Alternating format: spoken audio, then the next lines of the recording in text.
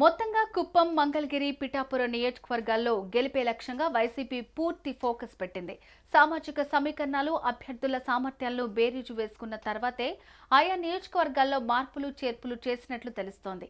మరి ఈ 3 నియోజకవర్గాలపై వైసీపీ వ్యూహాలు ఏ మేరకు సక్సెస్ అవుతాయో వేచి చూడాలి. మెడ్సీ ఐవీఎఫ్ ఉచిత సంతాన సాఫల్య చికిత్స శిబిరం మార్చి 1 నుండి 31 వరకు.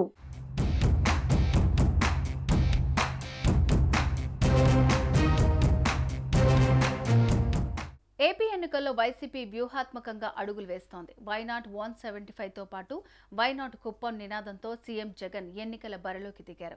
పార్టీల అధినేతల్ని వారి సొంత నియోజకవర్గాల్లో దెబ్బతీసేందుకు ప్రయత్నాలు మొదలుపెట్టినట్లు తెలుస్తోంది. ముఖ్యంగా తెలుగుదేశం పార్టీ అధినేత చంద్రబాబు, జనసేన అధ్యక్షుడు పవన్ కళ్యాణ్, టీడీపీ ముఖ్యనేత నారా లోకేష్ పోటీ చేస్తున్న 3 నియోజకవర్గాలపై వైసీపీ స్పెషల్ ఫోకస్ పెట్టింది. ఇందుకు గత కొన్ని నెలల ముందు నుంచే గ్రౌండ్ ప్రిపేర్ చేస్తున్నారు. వీటితో పాటు వైసీపీ నుంచి టీడీపీ తీర్థం పుచ్చుకుని ఆ పార్టీ నుంచి పోటీ చేస్తున్న స్థానాలపైన గురిపెట్టారు.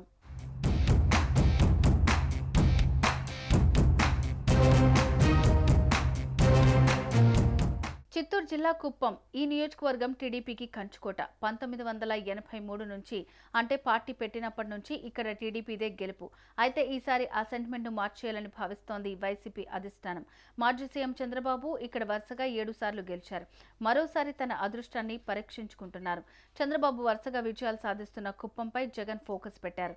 ఇక్కడ చంద్రబాబుకు పోటీగా వైసీపీ తరపున భరత్ ను బరిలోకి దించాలని నిర్ణయించారు. కుప్పం నియోజకవర్గంపై వర్క్ చేస్తున్న మంత్రి పెద్దిరెడ్డి, ఎంపీ రెడ్డప్ప, ఎమ్మెల్సీ భరత్లు నియోజకవర్గంలో గట్టిగానే పాక వేశారు. స్థానిక సంస్థల ఎన్నికల్లోనూ కుప్పం నియోజకవర్గంలో వైసీపీకి ఊహించని ఫలితాలు వచ్చాయి.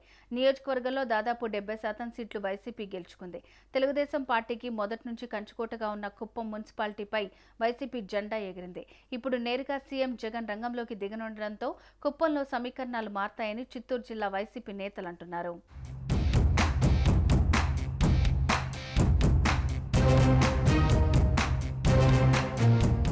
టీడీపీ నుంచి నారా లోకేష్ బరిలో దిగుతున్న మంగళగిరి నియోజకవర్గంపై ఎప్పటి నుంచో వైసీపీ స్పెషల్ ఫోకస్ పెట్టింది.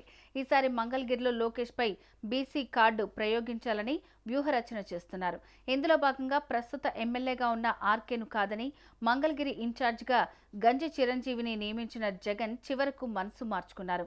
ఎమ్మెల్సీ మురుగుడు హనుమంతరావు కోడలు మంగళగిరి మాజీ ఎమ్మెల్యే కాండ్రు కమల కుమార్తె మురుగుడు లావణ్యను మంగళగిరి అభ్యర్థిగా ప్రకటించారు. వాస్తవానికి తనను కాదని గంజి చిరంజీవిని మంగళగిరి ఇన్ఛార్జిగా నియమించడంపై తొలుత కినుక వహించి కాంగ్రెస్ పార్టీలోకి వెళ్లిన ఆర్కే ఆ తర్వాత వ్యూహం మార్చి మళ్లీ వెనక్కొచ్చారు. సీఎం జగన్ ను కలుసుకుని వైసీపీ అభ్యర్థి విజయానికి కృషి చేస్తానన్నారు ఆర్కే. మంగళగిరి ఇన్ఛార్జిగా ఉన్న గంజి చిరంజీవిని కాదని మురుగుడు లావణ్యను అభ్యర్థిగా ప్రకటించడం జగన్ వ్యూహంలో భాగమే అంటున్నారు.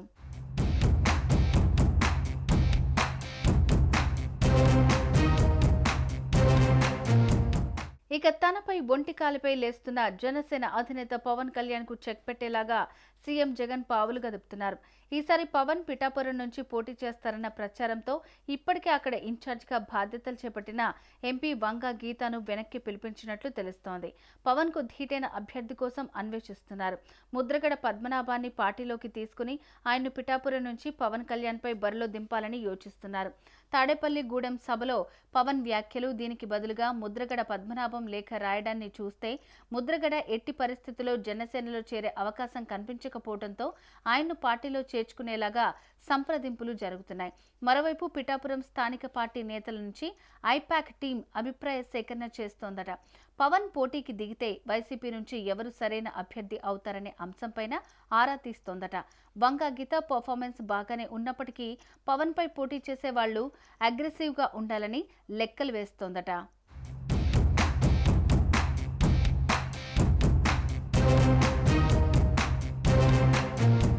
మొత్తంగా కుప్పం, మంగళగిరి, పిఠాపురం నియోజకవర్గాల్లో గెలిపే లక్ష్యంగా వైసీపీ పూర్తి ఫోకస్ పెట్టింది. సామాజిక సమీకరణలో అభ్యర్థుల సామర్థ్యాలను బేరీజు వేసుకున్న తర్వాతే ఆయా నియోజకవర్గాల్లో మార్పులు చేర్పులు చేసినట్టు తెలుస్తోంది. మరి ఈ 3 నియోజకవర్గాలపై వైసీపీ వ్యూహాలు ఏ మేరకు సక్సెస్ అవుతాయో వేచి చూడాలి.